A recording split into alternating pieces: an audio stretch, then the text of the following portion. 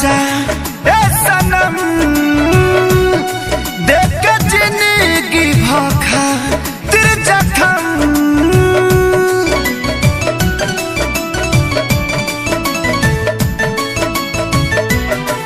जा जाइबू तो जा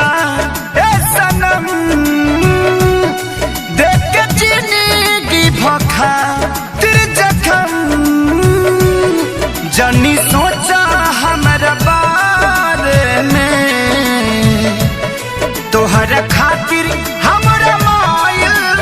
रहे ई प्यार कल परसो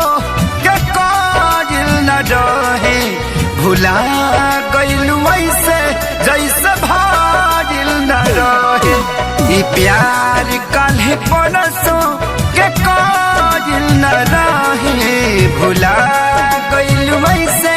जैसे भाजिल न रहे।